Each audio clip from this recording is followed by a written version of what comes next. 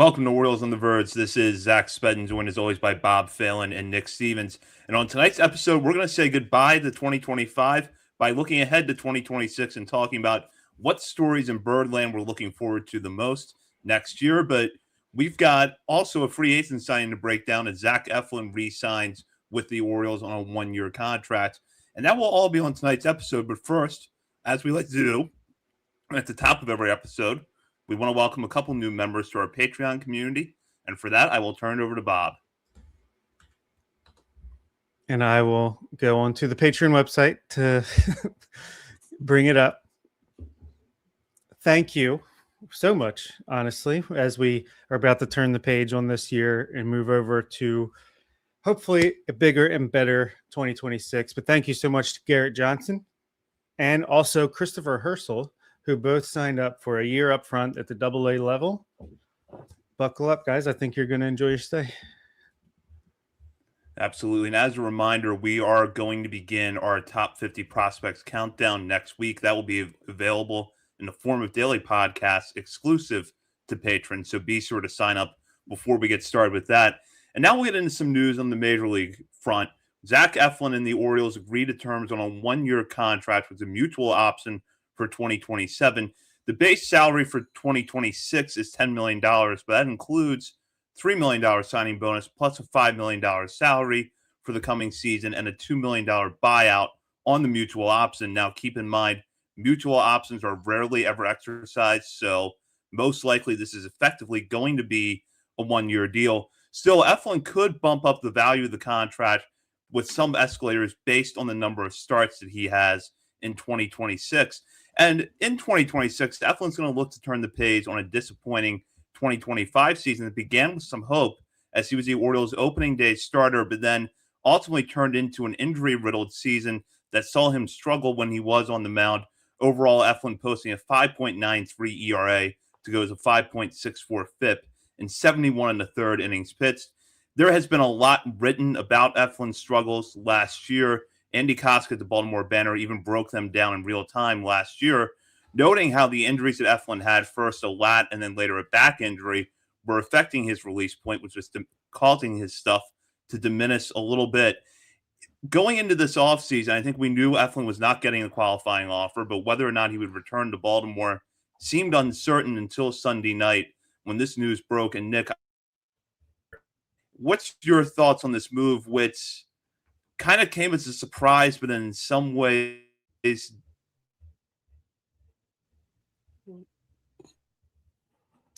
Yeah, this move was actually something that I've been thinking about a lot this offseason. Especially you go back to like one of the early offseason mailbag questions we got, and like who was a true like depth AAA guy, like the one where we like think gross that you want to bring into Norfolk, and the Rosny Contreras type guy or whatever. I thought it was a great question because that got me on the Austin Gomber train ever since, because that's what I want to think about all offseason long. Luckily, the Orioles this offseason has given us a lot more to talk about than that. But I was kind of thinking like, all right, what about a little bit of a different path? What about Zach Eflin? Like, what if the Orioles are comfortable with where he's at in his development? They're going to know better than anybody where he's at, even if he's not going to be available until June or July when he's fully back and ready to go. I would like that could be a really good signing as like, okay, you get to insert Zach Eflin into your rotation come midseason. Again, not knowing his rehab status and where he's at physically, but like if he's progressing well and no other team is really in on him, bring him back. But yeah, so like while we're completely unsure now about his back, what his back's going to feel like in 3-4 months and whether or not he can be effective again, I think for the Orioles to sign him now, I really like this move. I feel a little bit more hopeful as well. No one knows like the health status again better than the Orioles, so they must feel good about where he's at. And maybe this is also a situation where his representation went to the team and was like, hey, we've got other offers or at least real interest from other teams, just to give you heads up. And so the Orioles smell other people swimming around. They jumped and locked him in because they feel like he can make some sort of impact in 2026. So I'm not immediately buying into the greatest shape of my life quotes that we got the other day. Those are fun. Let's make sure the first bullpen session is 7 days from now, 8 days from now. let's make sure that goes well first, and it's not radio silence. We get to June 7th to June 8th, and we still haven't heard anything. But he hopefully is able to build on that first, and then this is also just another like example of positivity for hopefully more potential additions this offseason and additions moving forward. Like the rest of the league, the players, the agents, they're all watching Ryan Helsley, Pete Alonso, and now Zach Eflin sign with Baltimore and speak glowingly about why they decided to sign here. And sure, some of it is that like, endear yourself to a new fan base and home crowd, like, yada yada. But Pete Alonso didn't have to come to Baltimore. Eflin could have just walked away, retired, or said, I do feel great, but I want to get away from that situation in Baltimore. I want to go somewhere else and get a fresh start. But he clearly loves this organization. And as he said, he wants to make it right with the fans for his performance last year. So just overall, my initial thought is like, I'm actually glad he's back. This is a move I already wanted to see happen. In addition to 2 other good arms, the work isn't done. But like to hear that he's optimistic about where he's at physically and to see the team jump on that deal when they did, I like it just that much more. First of all, great comments, Nick. But first of all, if you were an Orioles patron in the Orioles Discord, you knew about this breaking news 3 hours before it was reported out. Just throwing that out there for anyone still on the fence about maybe signing up for the Patreon as the new year comes close. But yeah, I like the signing. Would I have liked it if this was a week before spring training started, week before pitchers and catchers, and the Orioles didn't get Framber, didn't get Amai, didn't get Suarez? No, probably not. I mean, I would have said probably like they had to get someone, at least it's someone familiar.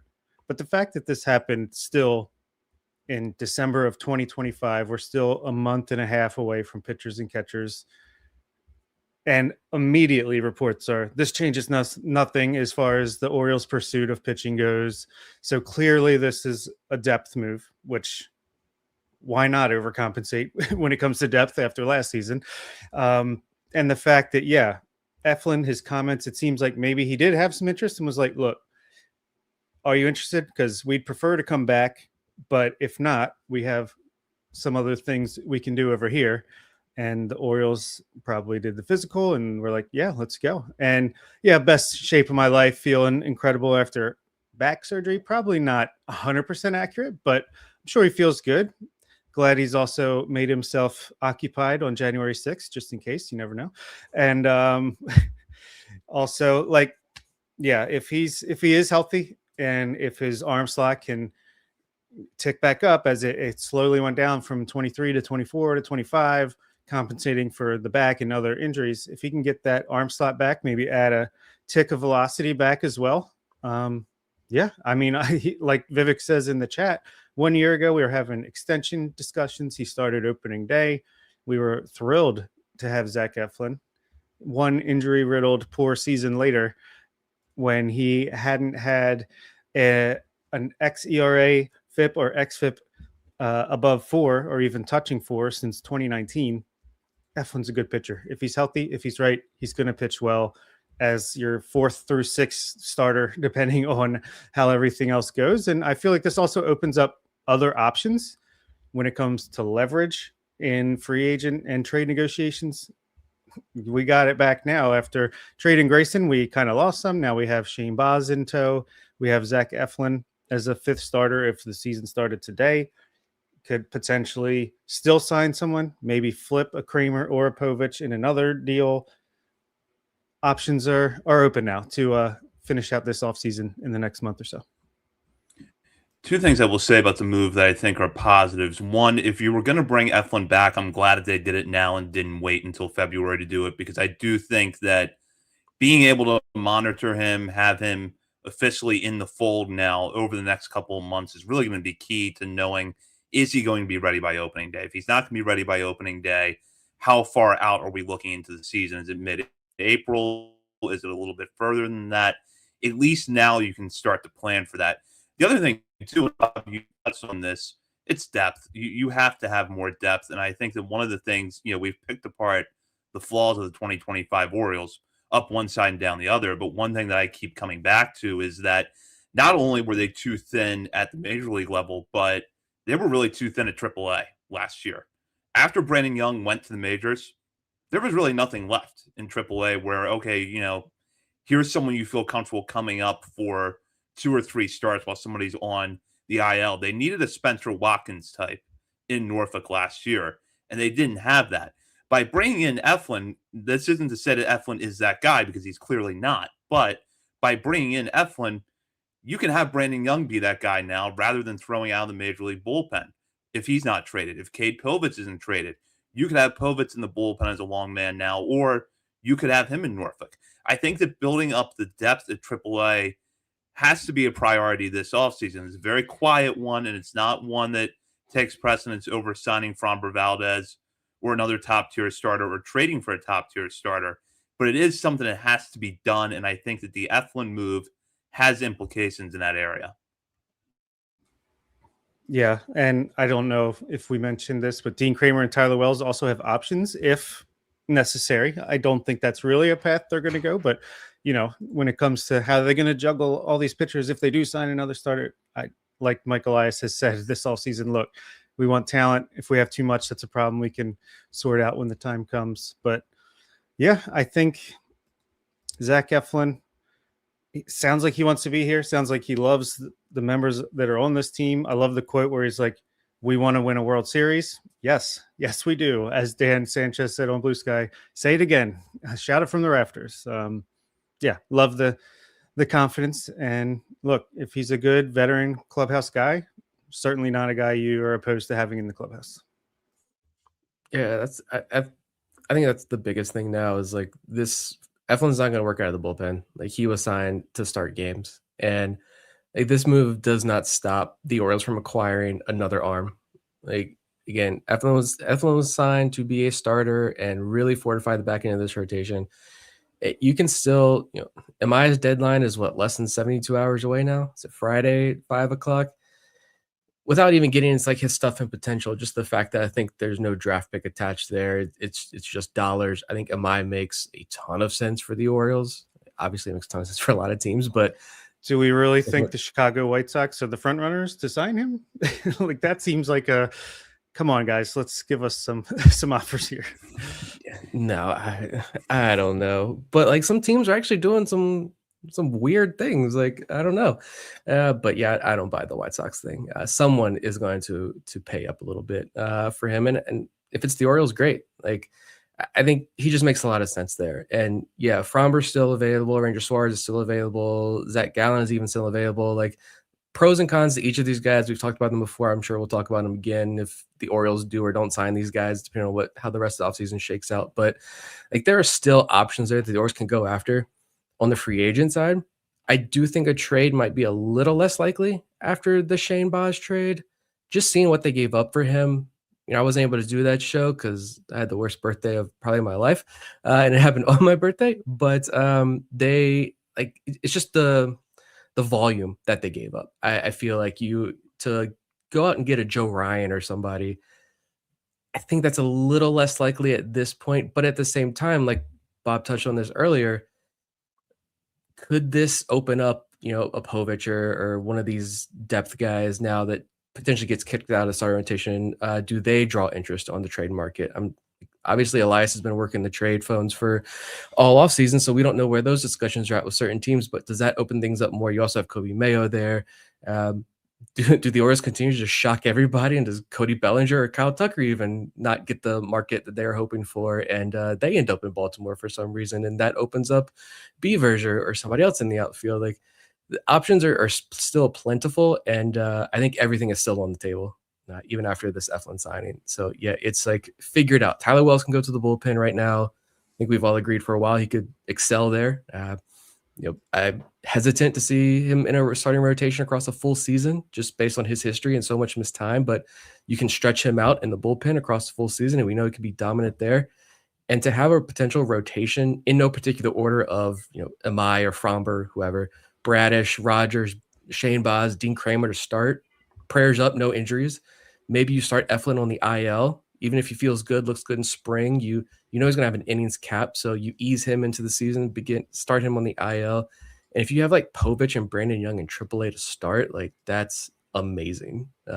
If you don't trade them and go the free agent route for another starter, that would be awesome. Because like you said, that depth was non-existent last year, and that's not how it's going to shake out, because this is real life and it's baseball. But the possibility of that being how all this shakes out is just like an unbelievable feeling in December 30th. Yeah, and while my dream offseason, the acquisition for the top of the rotation would probably still be Framber Valdez in like a 5-year deal to put at the top. Conspiracy brain, Zach Eflin, 6th starter. Tatsui Imai has never pitched in a 5-man rotation. Do we ease him in with the 6-man rotation? Maybe we're in the mix there. I don't know. Hopefully, but I just want us to. And I know we can't really be beggars and choosers considering all of the stuff we've done so far this offseason already this quickly when everyone else has been very slow. But I want to get that last ace over with and then play with whatever else you want the rest of the offseason in your own pace. But come on, let's do this. Yeah, and hopefully we will hear something on that front soon. We'll go now into what we're looking forward to in 2026. But first, we do want to take a moment to acknowledge 2025, such as it was. Usually, this episode at the end of the year is like a full-on recap of the year, but we decided we were kind of done talking about the 2025 Orioles, and honestly, the roster has turned over so quickly already this offseason that there really is nothing else left to say. But still, we thought that before we go and focus on 2026, we'd focus on maybe some of the positives or some of the silver linings that happened in 2025. So kind of just pull out some fond memories of last season. Bob, I'll start with you here. Yeah, the fond memories basically started in June, if you're going to pick, because the first 2 months were an absolute nightmare. Almost tempted to just say, hey, we hired Albernaz as manager in 2025. But Trevor Rogers, that trade was derided almost immediately after it happened, especially after he made a few starts after the trade, did very poorly, was demoted to AAA, started spring training with a knee injury. I think he was slow played and didn't have the greatest success in his first few AAA starts either. So it seemed like, man, this trade went from bad to worse. For the real ones knew that this was a possibility, but Trevor Rogers comes up, has a hell of a season. Obviously didn't pitch enough innings to qualify for the ERA title or anything, but I wish I had it pulled up in front of me. He had like a 2 something ERA. Is that correct? Over like 120 some innings, 130 innings. Did I just make that up? Does anyone have it pulled up? All right. Yeah. That sounds good. But basically he pitched incredible for 4 months of the season. And yeah,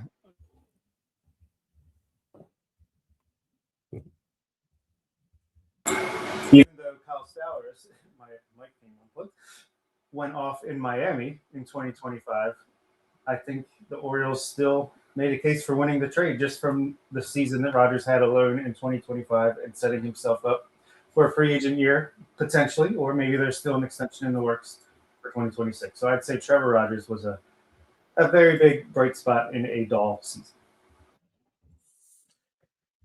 Yeah, obviously, like, we could go on and on, I think, on the minor league side, but to keep this kind of short and sweet, other than the other obvious ones, like Basayo and getting the extension coming up. Yeah, the Basayo walk-off blast, that was a good one.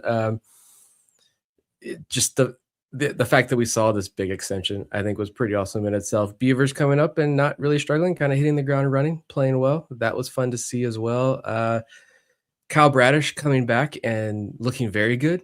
It was only, 30-something innings, but it wasn't like he looks rough at the end of the year. And we're sitting here having questions about, all right, what is Kyle Bradish going to give us next year? I think we're pretty hyped on what Kyle Bradish is going to bring next year.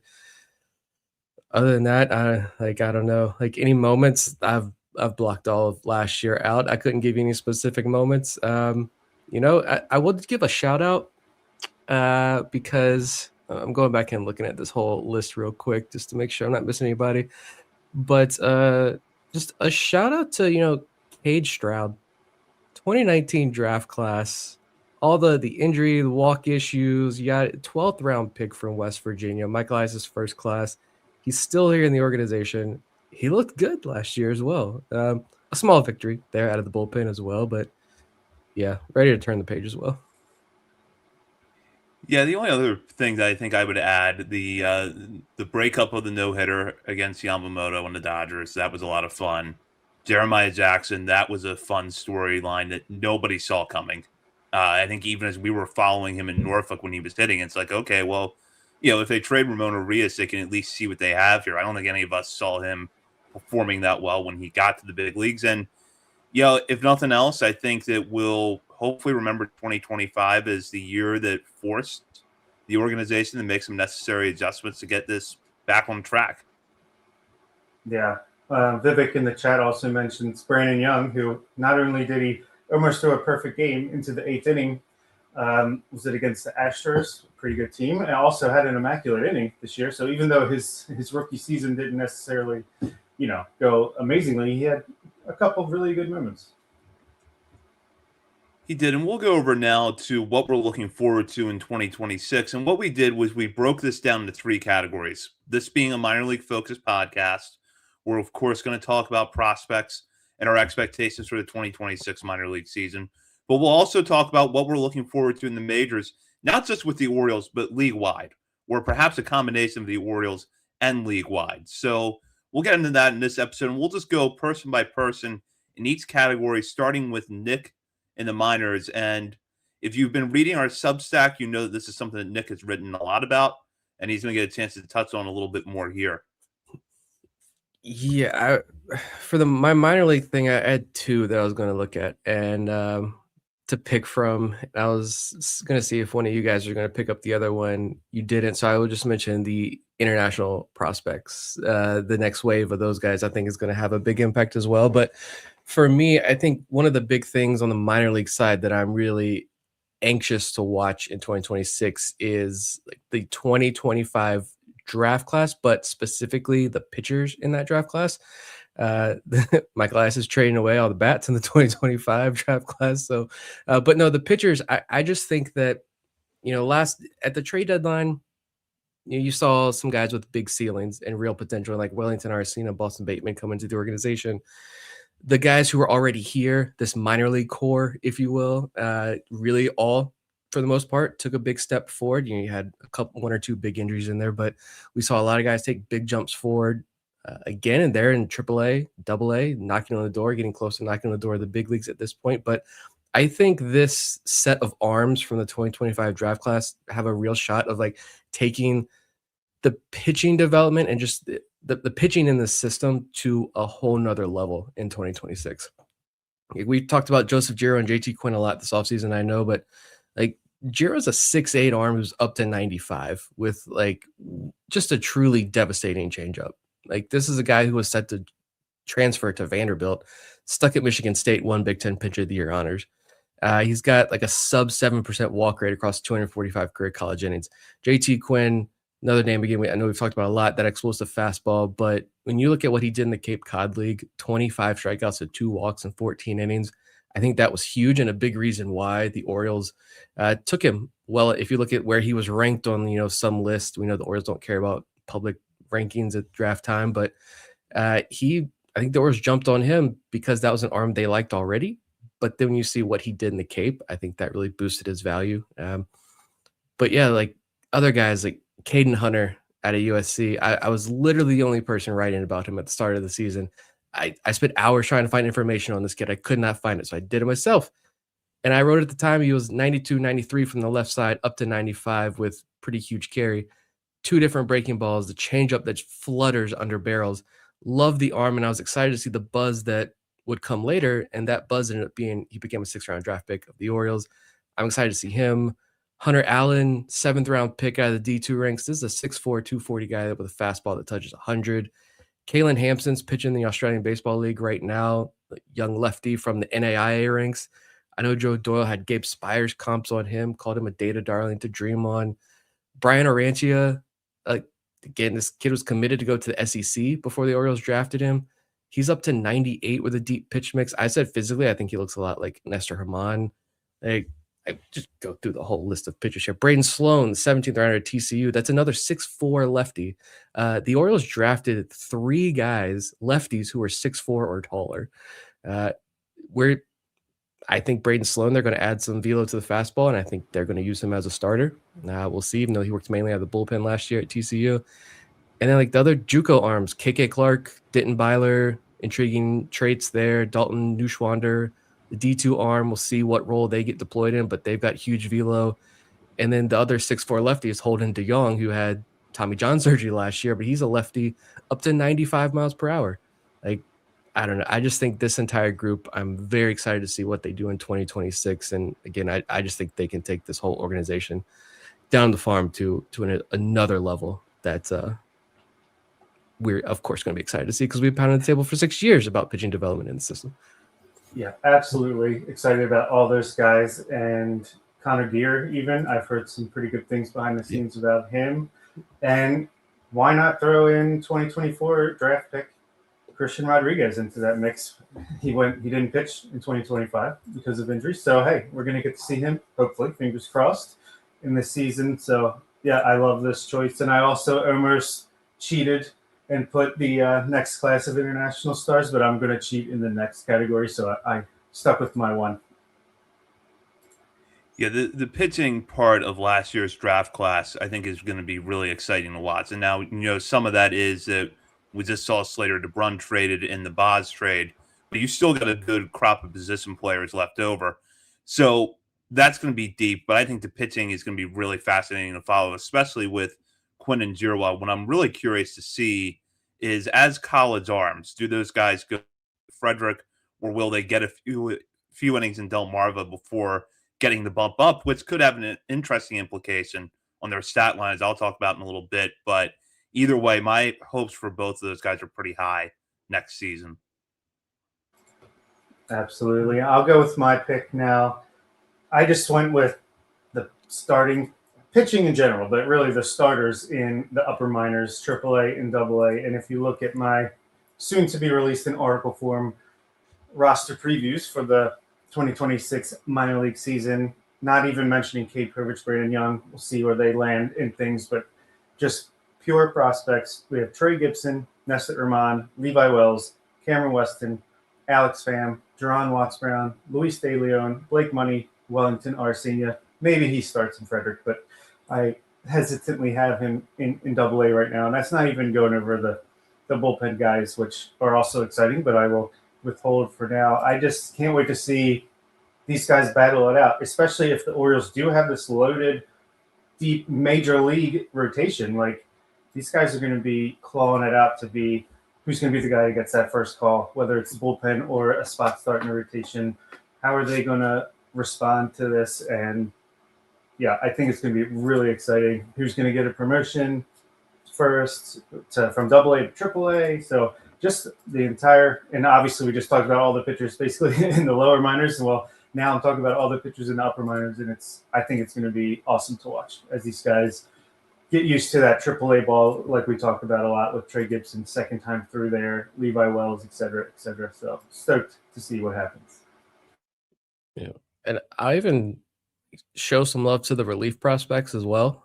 I think the Norfolk roster, if you look at it right now, I think they've kind of slowly at the start of the year filled that out with a lot of veteran bullpen depth arms. Your Enoli Paredes and Gene Enriquez, finding 33-year-olds who haven't pitched in pro ball in 10, 11 years, who are still throwing 100 plus miles an hour, which is awesome. But, there's a couple, 4 or 5 guys they've already signed there. So it's going to be a little bit tougher, I think, on the bullpen side for these guys to work their way up. But like, if you look at a lot of the guys who ended last year in AA, I think some of these guys still might crack AAA bullpen to start the year. And like Tyson Neighbors, Yaki Rivera, I'll keep saying I think Carter Rousset is kind of interesting. Zane Barnhart, Micah Ashman, friend of the show, potentially Trace Bright, if he can build on the success he found moving into a relief role in the second half of the season.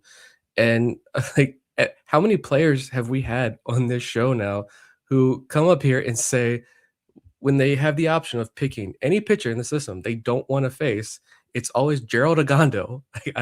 So I feel like we got to throw his name out there as well. Like, that entire group as well. Like, I'm excited to see who breaks through, who takes on a prominent role in Norfolk and begins to look like a real big league option at some point. And maybe it's 2026. Hopefully you don't need some of these guys. Hopefully it's more 2027 and beyond, but yeah, excited for those guys as well. And quickly, first time I didn't include Michael Ferrett's name in that big group of players. That hurts a tiny bit, but still a great list of names there, even without one of our favorites.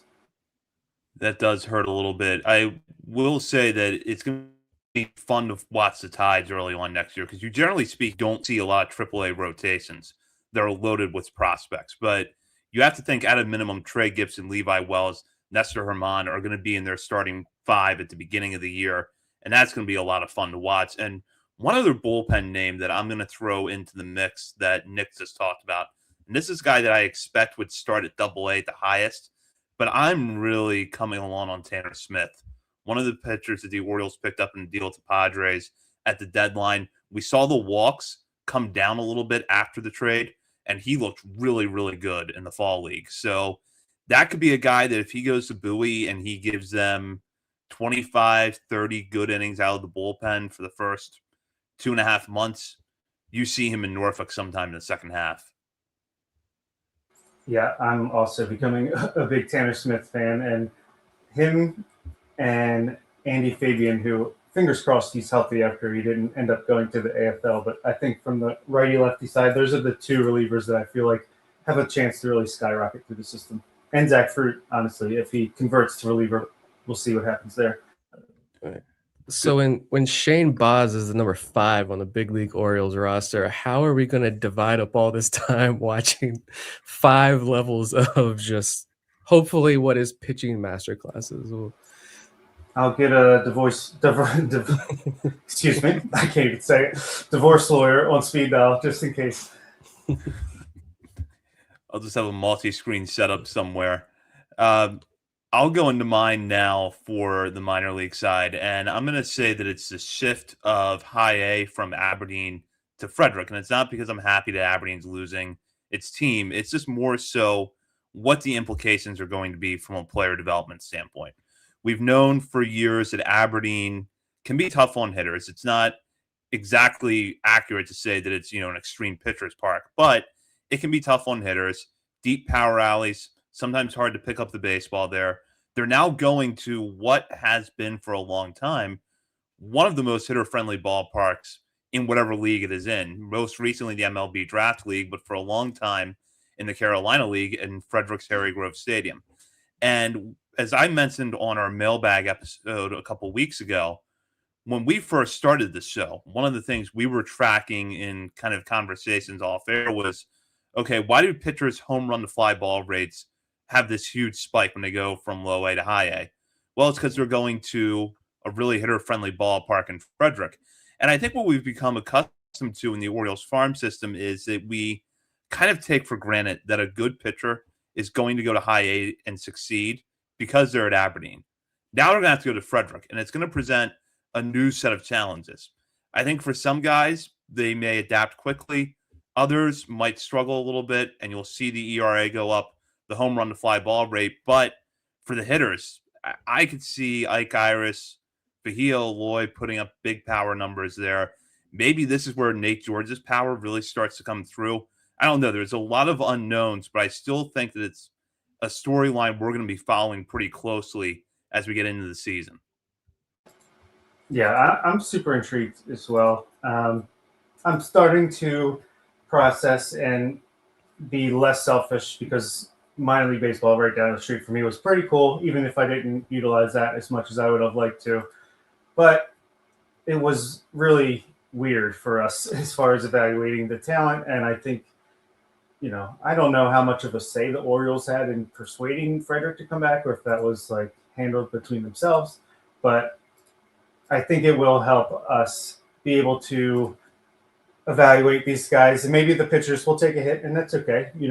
Go through some adversity and come out the other side on the pitching front is good. I think it's going to be good for guys like Vance Honeycutt, other guys who maybe struggled and stalled out. Thomas Sosa in Aberdeen, I think maybe just the confidence boost they could get from going to a low hitting environment to a good one, or a bad one to a good one, is going to help a lot. And yeah, I like the new logo. Can't wait to get a shirt and or a hat and add it to the collection. So yeah, bring on the Frederick piece.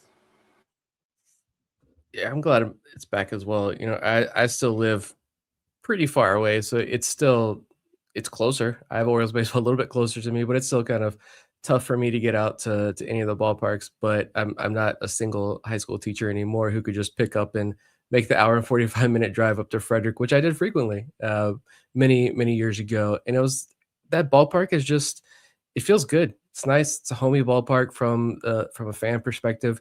And I feel like from just things we've heard from players themselves and their experience with Aberdeen and knowing the upgrades that are going on in Frederick to help get it up to make sure it's up to standard and everything, I feel like this is going to be just a better experience for all prospects going up through Delmarva and then to Frederick before they get to AA. And, it's you guys have touched on kind of the player development side of this. It's the hitters, hopefully they just feel more comfortable. I think it's going to be a lot of fun for those guys to, Delmarva can be a tough place to hit, but then you get to now Frederick, and then in that Prince George's Stadium at the AA level, it's going to be two places that are pretty friendly for hitters and pitchers. Of course, it's tough for these guys. We've talked to prospects on the show who have kind of talked about, like I might go 0 for 4 today, but I get my report after the game and I see that I had like 3 good at bats, or like I won the day. I got so many points, whatever system they were using at the time. I think Lamar Sparks, named blast from the past. I like that conversation we had with him about how, kind of getting graded almost, and they gamified it a bit for these guys where, the box score might look bad, but they should feel good about how they played that day based on what the Orioles were telling them and areas they succeeded. I feel like a lot of these guys on the hitting side, it's going to make them feel even better when they can sneak one out a few extra times. And on the pitching side, it might be tough to, I gave up 2 home runs today, but they know, hey, like, no, you battled and you won and you did exactly what you're supposed to do. That's a fly ball in pretty much every other park. So those pitchers are going to adjust. And if they don't like it, well, they're going to learn how to keep the ball on the ground a little bit more and add that to their repertoire. So I think it's just going to be great for the fans. Again, sad for all of you close to Aberdeen. I know that's got to suck. The draft league baseball isn't necessarily just baseball. It's going to be tough to just go watch like random college guys, and this is probably the 6th or 7th college summer league in terms of like talent wise. But I think it's going to be a better experience for fans and prospects and the whole system as a whole. So. Yeah, I saw on the Orioles transaction page, it's like all these guys added to the Aberdeen roster. It's like, I don't know any of these names, but hey, I will try to get out there and watch just to see what's going on. And maybe there's a flyer there and we draft one of these guys somehow. So to still have a draft league team right there in your backyard, like how many of these draft picks pitched for Frederick when they were in the draft league? So Orioles will still have a contingent down there to Aberdeen, I'm sure, on a nightly basis when draft league gets going. That's a good point. I want to go over to the Major League side now, and I want to start with Nick here because I think he's identified for something that is going to be perhaps a hot button issue depending on how this player's season goes. But good or bad, I think we're going to be talking about this guy a lot in 2026. Yeah, on the Major League side, it's Colton Cowser for me. Like I'm not going to get on my Colton Cowser soapbox. It's right here if I need to get on it again. But I don't know. I just think any discussion about him being a guy, he's a platoon bat. I don't want to watch him hit against a left-handed pitcher, or he's Austin Hayes-esque. There's Austin Hayes vibes there in terms of like the injuries and everything. I don't subscribe to those at this point. I'm very interested to see what he does in 2026 because I think Colton Cowser has the potential to elevate this lineup to another level. And even like with the additions of Pete Alonso and Taylor Ward, I still think Cowser can just add that much more.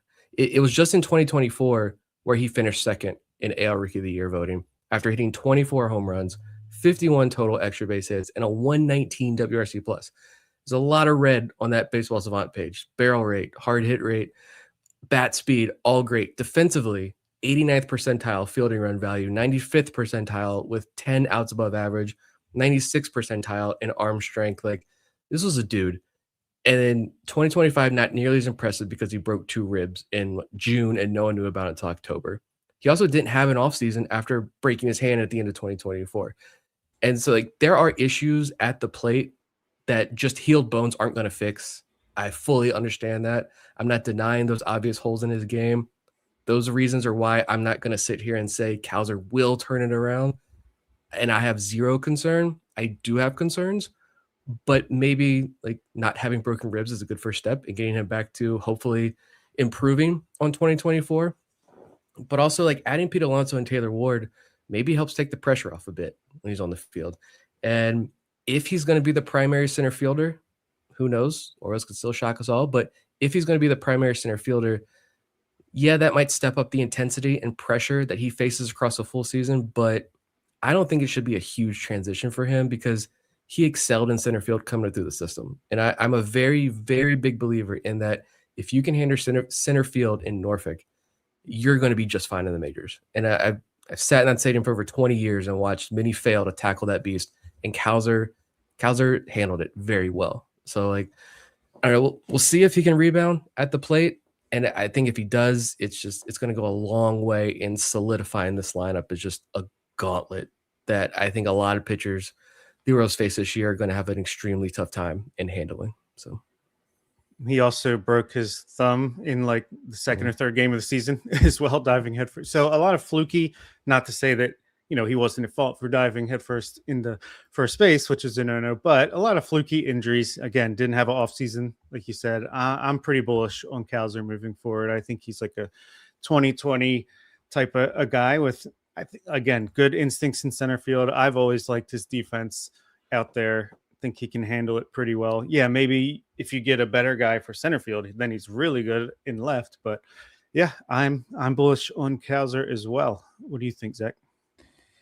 Yeah, I agree. I think it's just a matter of him having a normal, healthy offseason, which, as Nick pointed out, he really didn't have that last year. And then he's barely back and he gets hurt. And then he gets hurt again with the rib injuries that he played through, and it clearly affected his performance. I think that there's certain flaws in Cowser's game we might always have to live with.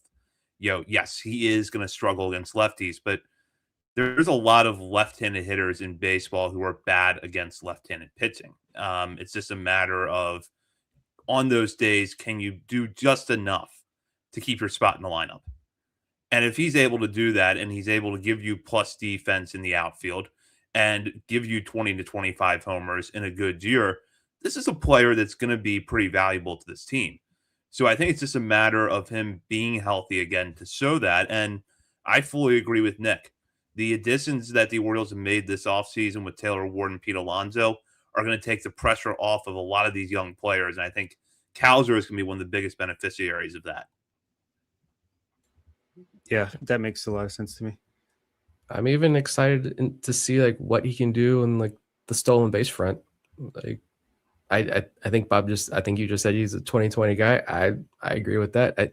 Even with the broken bones and everything, he still stole 14 bags last year. I didn't think they were going to be that high. I didn't remember how many bases he stole, but yeah, I think 2020, I don't see that being out of the question at all. Could you imagine him like being at the bottom third of this order? Like I feel like you could just take so much pressure off that bat and just say, go be you. Hopefully it's as simple as that. The Gunnar Henderson quote, I remember like when he was struggling, and it was just as simple as, what made you great? Go do that. And you saw him take off again when he's working with the sports psychologist behind the scenes. Maybe there's a little bit of that. Stop the dumb mistakes. Like, those we can eliminate fairly easily. But he's still a young guy. I think there's a lot of maturation there. I'm not talking about his, personality or anything. Keep being him. But I'm talking about just like natural baseball skill maturation that comes with every player, as this is year 3. And he's going to have some proven veterans surrounding him in this lineup. And yeah, hopefully he takes off, and 2026 is a much better year for him. The bottom third of the lineup could be something like Cowser, Basayo, Holiday. It's pretty good. It's pretty good. Yeah.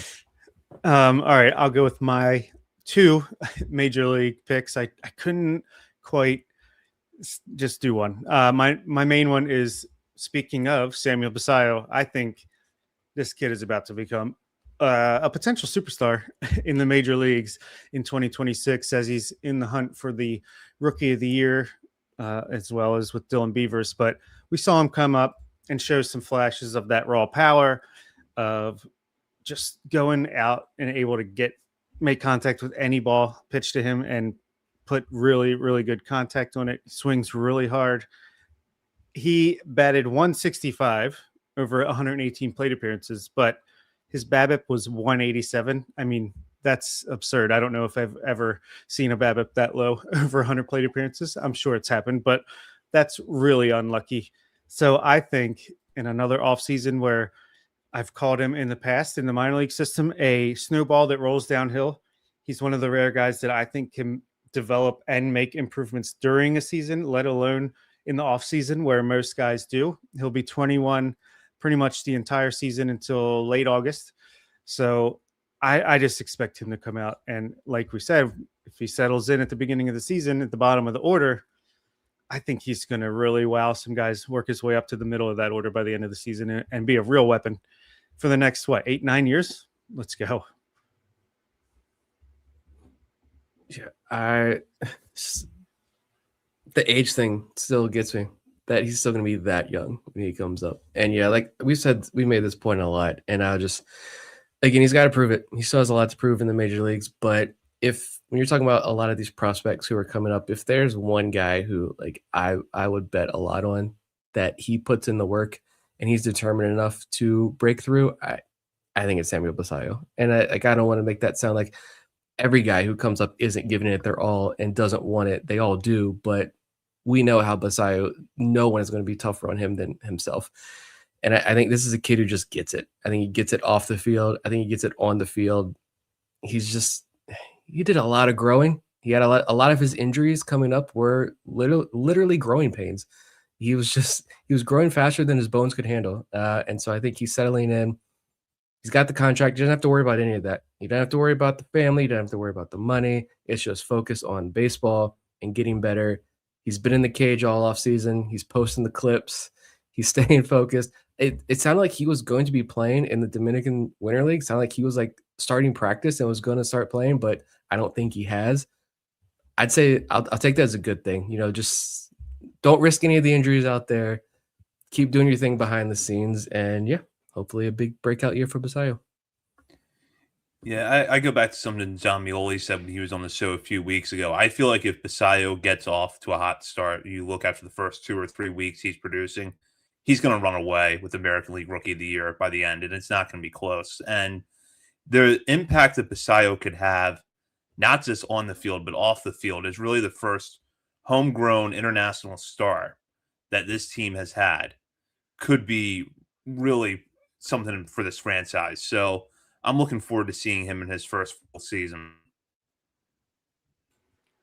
Yeah, his first full season timed up with the biggest international free agent class coming up in a few weeks, which we've talked about on the Substack quite a bit. Yeah, it's going to be an exciting time for the international product in the organization. And my other one, which don't have to go into quite as much, but I just think Kyle Bradish, fully operational, back on the mound, combined with Shane Baz, I'm going to try to watch almost every pitch these guys throw this year, as unrealistic as that might be. I think Baz, we've talked about a lot, 26 years old, incredible stuff. First full season this past year.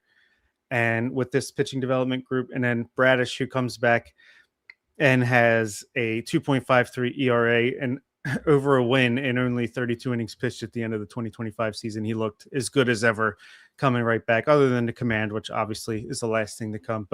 And he's 29. Maybe he's an extension candidate at some point too. So yeah, those two right-handed flamethrowers are going to be what I'm tuning into a lot of games for. I'll just say about Bradish, in listening to a lot of fantasy content right now across the community, he's a hot name for a lot of reasons. And I'm biased, but I'm 20 drafts in already for 2026. And I've got 40% Kyle Bradish. So if Bradish doesn't return to form this year, the Orioles and my 2026 are both going down the drain. We ride together. But also not financial advice. And I understand there may be some cap this season coming off surgery, but Bradish is currently plus 4,500 odds to win the Cy Young next year, which is they have guys like Trey Savage, Garrett Cole, and Nathan Eovaldi as better odds to win the Cy Young in 2026. He looked great in those 30-something innings to close out last season. I don't see why he can't establish himself as the ace of this staff define it how you want, but like a legitimate like MLB ace of this staff.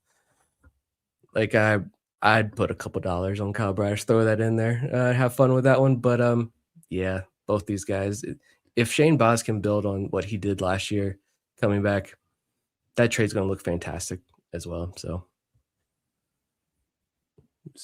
starting Bradish for me, when he came back at the end of last season, and by that point the Orioles season had long been over with, and I'm looking at him just like, okay, let's just hope that the fastball velocity looks good.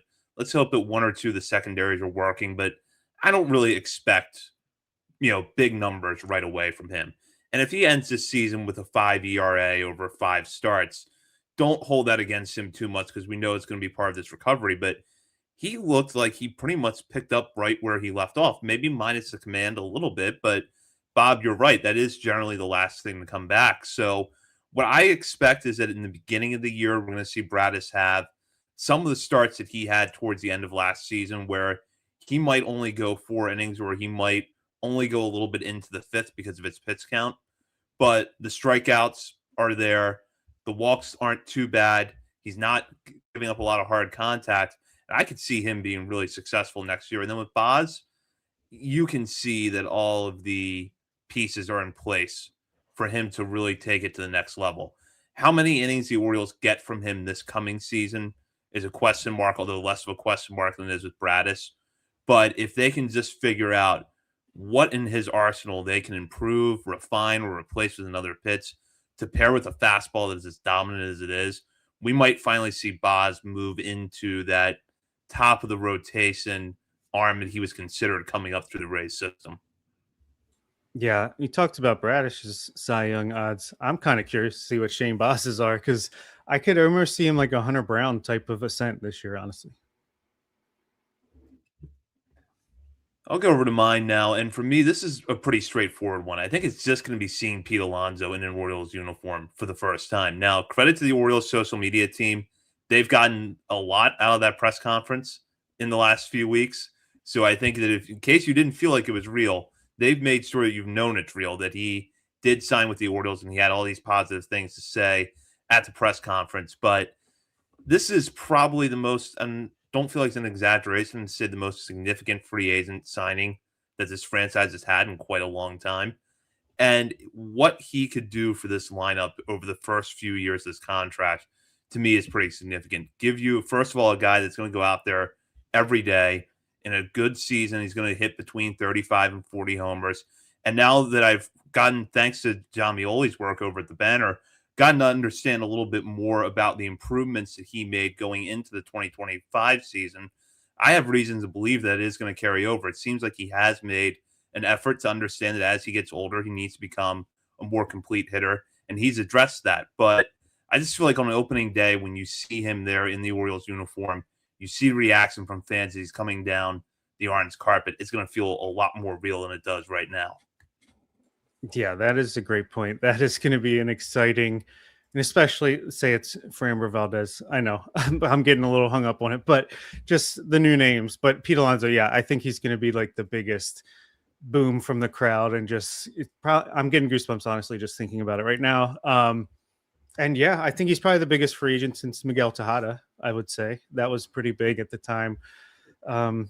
I do love, my favorite thing we've learned, or I've learned about him since the signing, is the thing that you're talking about, where basically just getting into analytics and the player development side of things just this before this past season in 2025, which he had a tremendous season. And if he can continue to go down that path, hopefully can stave off some of the decline that comes naturally with age. And yeah, maybe this contract isn't going to be as much of a burden in years 4 and 5 as we might have originally thought when it first put pen to paper.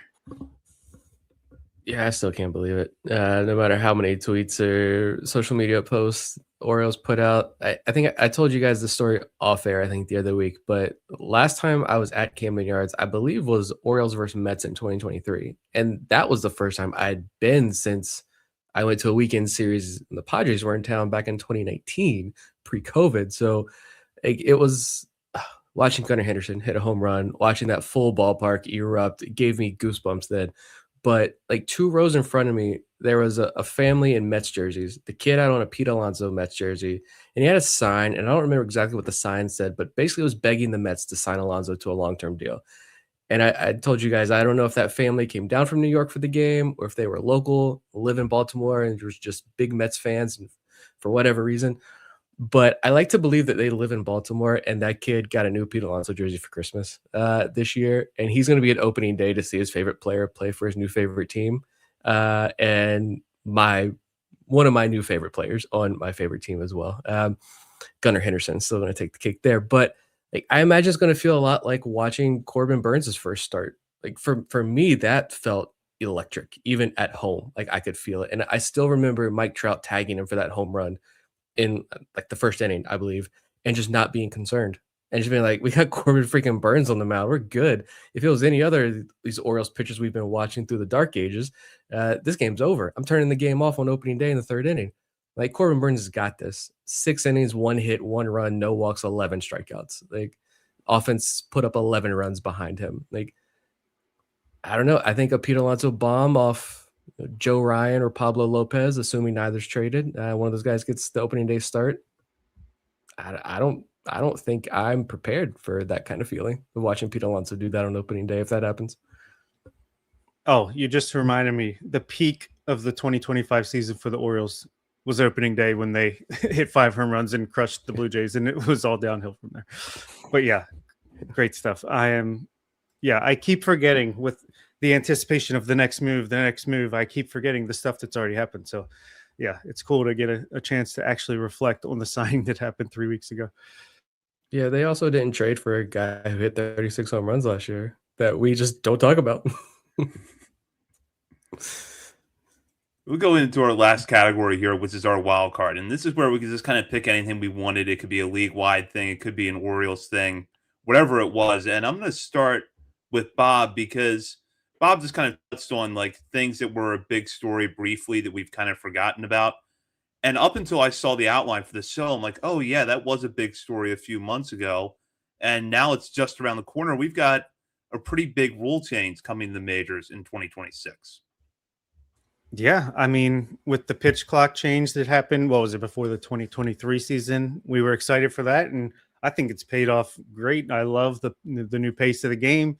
And the next big thing is coming soon to a spring training facility near you. That would be the ABS automated ball strikes for the uninitiated challenge system, which I think you're going to get 2 per team, not 2 challenges, but like get 2 wrong per team, and then once that happens, you're done. You can't challenge anymore. So I like it. I'm excited to see how it plays out.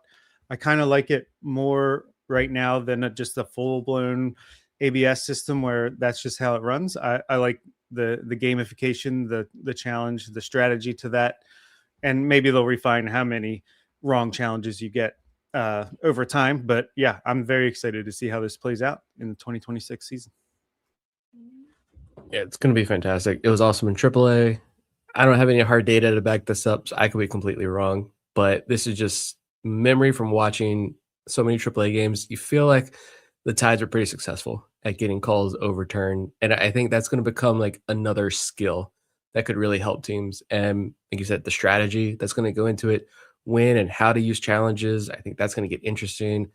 I think that's going to be something that as a manager, that's going to be something that you're going to need to, this is something else that can really impact the game. And I'm curious to see if we hear of any like Orioles specific rules or see tendencies, because I don't know of anything that players were specifically told in Norfolk, but I do know for a fact that other teams have had strict rules and guidelines for players on how they challenge, when they challenge, who challenges, even telling like certain players you are not allowed to challenge. Desayo, you are not. You're going to challenge everything, and you do not have the greatest. Yeah, he probably would. And they're like, no, this was a whole foot outside. But yeah, I don't know if the Orioles are going to do that again with Craig Albornez now at the helm. So we'll see. It'll be interesting to hear any conversations the players and coaches have publicly about this. I'm interested to hear what they have to say. So yeah, I think this is fantastic for the game. And I agree. When they did the 3 games, full computer calling balls and strikes, and then 3 games on the weekend doing the challenge system, the challenge system by far and away was so much better. I think this is going to be another fantastic rule for helping grow the game and making just the product better on the field and just getting calls right. And honestly, I think it's going to help the at the game experience because they put it up on the big screen and it's the anticipation. Did we challenge correctly? Yes or no? And good timing with that new video board coming in Camden Yards this year. There's two aspects of it to me that I like, and Nick just touched on one of them, which is the strategy element of it. How are players going to challenge? Who's going to be allowed to challenge? What situations are the best to challenge? And there's a lot of things that are going to come into focus as we get into next year. And the other one is that I think that this is going to work better than instant replay does in actually maintaining the pace of the game, because I still think MLB made the right call introducing instant replay. The technology's there. You got to get the calls right. But especially since the pitch clock was introduced, I now feel like that's a dead spot in the game where there's a challenge and the challenge just takes too long. And you know that unless it's overwhelming, the call in the field is going to stand. This has a much faster payoff. And when I saw it in the minor leagues and then saw it again in spring training last year, I'm like, oh, yeah, this is nothing like a typical manager's challenge in the game over whether or not someone trapped a fly ball. This is pretty much instant result. You look up at the screen and you can tell, was that pitch a ball? Was it a strike? And the game just picks up from there. So this is not going to be something that has, I think, an unintended consequence of ruining another part of the game.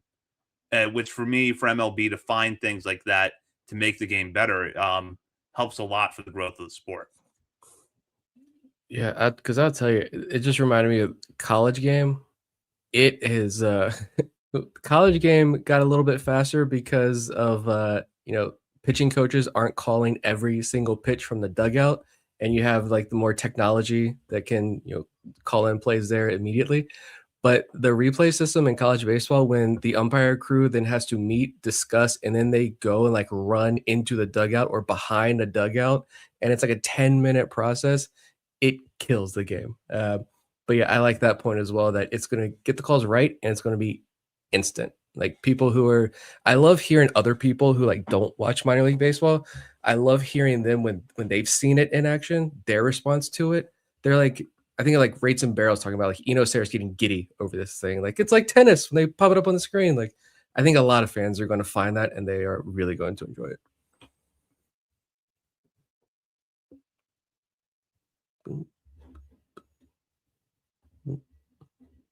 I can go with mine. We can do. So I think mine's more of a prediction.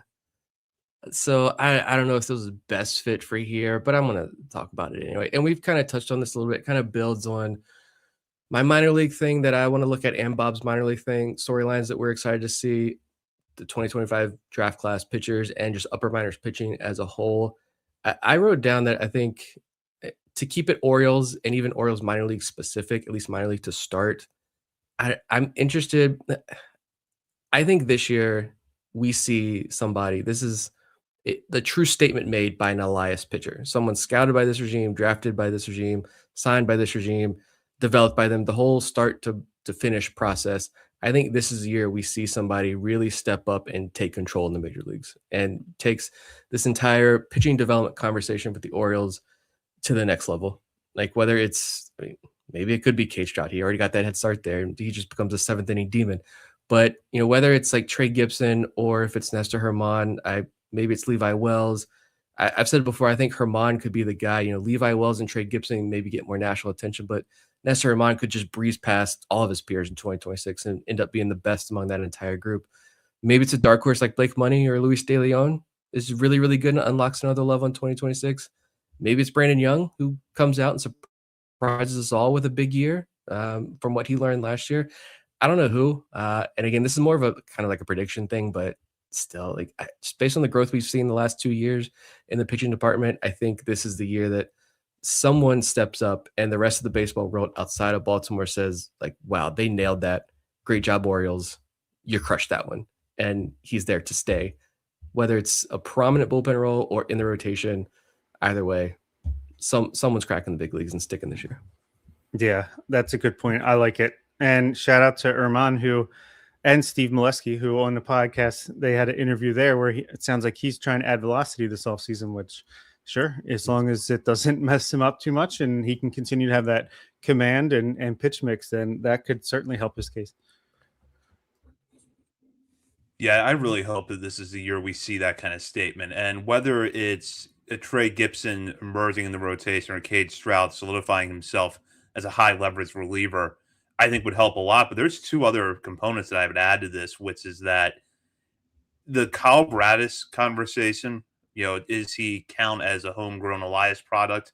No, not in the technical sense, but this was a guy that a lot of people thought coming through the Angels system was a reliever if he was going to be a big leaguer at all. And by the way, he only had one season in the minor leagues with the Angels. So I think the Orioles deserve some credit there. And if Braddis goes out and takes a big step forward this season, that's a win. If Trevor Rogers builds on what he did last year, that's a win.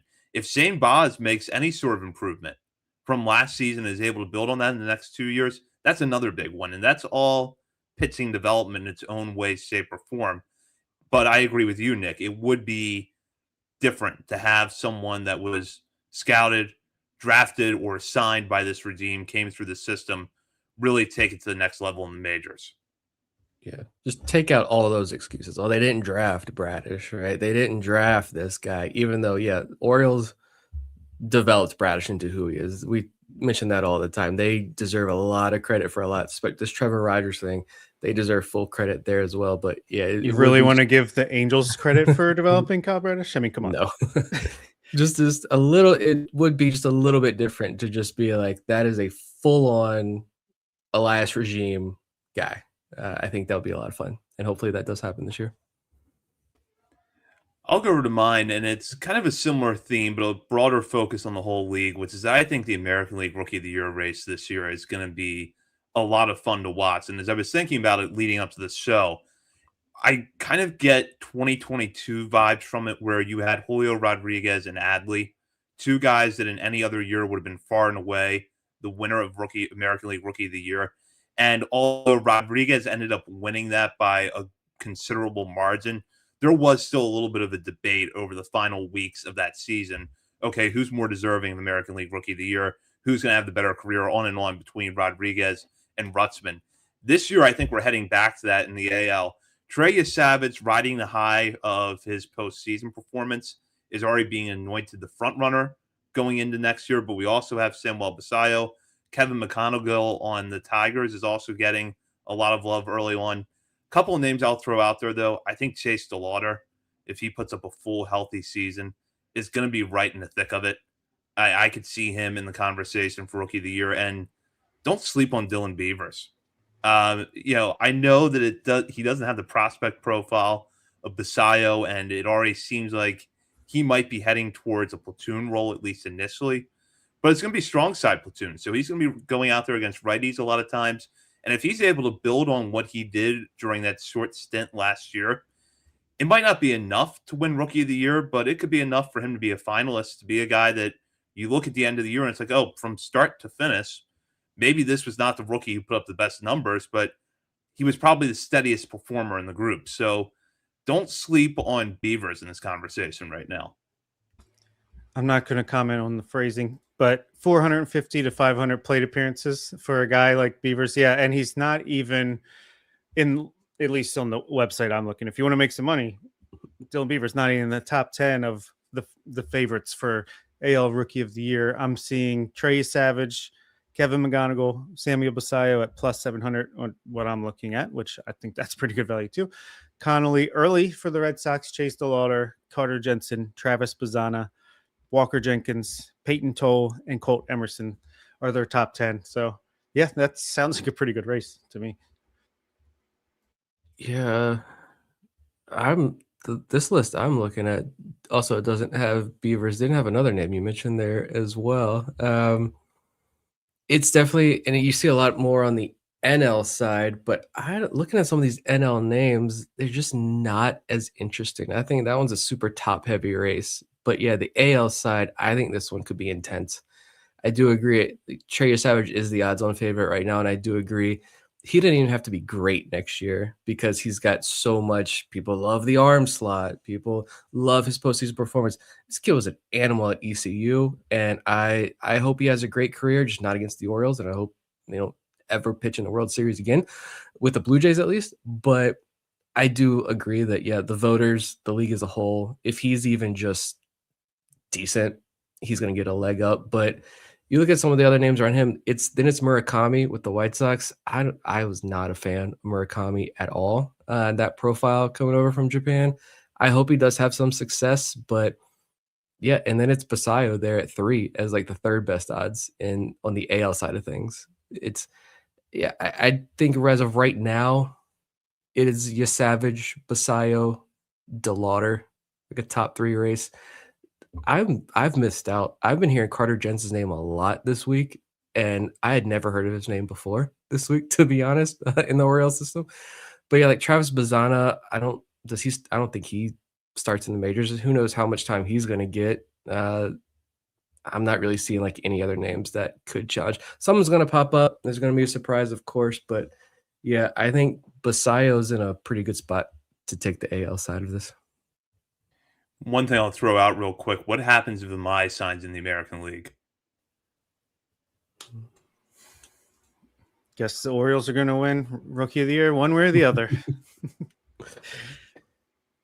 Yeah, that's another one with the hype, because I feel like even when who was it? When Yamamoto signed, was he the last big one before Roki Sasaki? I feel like even when Yamamoto was signing and Roki Sasaki wasn't over yet, I feel like it was always like, oh yeah, but Roki Sasaki is the guy that you're really going to want to target.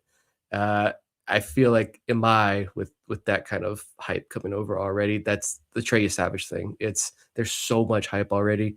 It's going to be hard to beat him. But if he's on the Orioles, who cares? Let's lean into that. Absolutely. And for that does it for this episode. We have had a very fun 2025. Thank you to our listeners for your constant support throughout the year. Thank you to our patrons. And as a reminder, if you are not a member of our Patreon community yet, you can join at the $3, $5, or $10 levels and have access to our top 50 countdown, which will begin next week with daily episodes of Prospects 50 all the way up to number 1, which will drop sometime in mid-February. Bob, Nick, and myself will be recording those individually. You're not going to want to miss that. We will be back next week for our first. Oh, go ahead, Nick. Sorry, I just going off that end of year vibes thing. I just want to say, even though 2025 was like shit, sorry, I saved it to the end of the episode. And we saw it in like the downloads and listens, especially at some point in the year, but it has crept back up significantly at the end of the year. And we saw so much growth on like the YouTube side. We're not YouTube experts, but still people are coming over here and watching and liking and subscribing to the channel. That's growing. Substack grew at an alarming rate. Like there's still so much growth. The Patreon side of things, we still have so many patrons, and a lot of them are very active in Discord. And it's just amazing to see the interaction that still takes place on social media and everything. We're going on year 6 when 2026 rolls around, which is hard to believe. And like, yeah, shout out to everybody who has been riding with us this entire time. Yes, truly thank you to this community that we've been able to build around this podcast. And whether you're a patron or not, appreciate the listen, the view. It's been a dream. So yeah, thanks.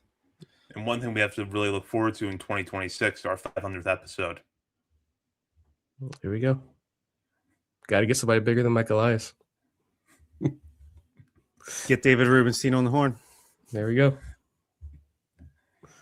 And for that does it for this episode. We'll be back next week for our first new episode of the new year. In the meantime, you can check out our many social media channels, including Facebook, Instagram, Threads, X, TikTok, YouTube, Blue Sky, and Twitch. We're also over at Substack, OriolesOnTheVerge.substack.com. And while you're browsing around the internet, be sure to check out our Patreon community. For Bob Phelan and Nick Stevens, this is Zach Spedden. You've been listening to Orioles on the Verge, part of the Believe Podcast Network.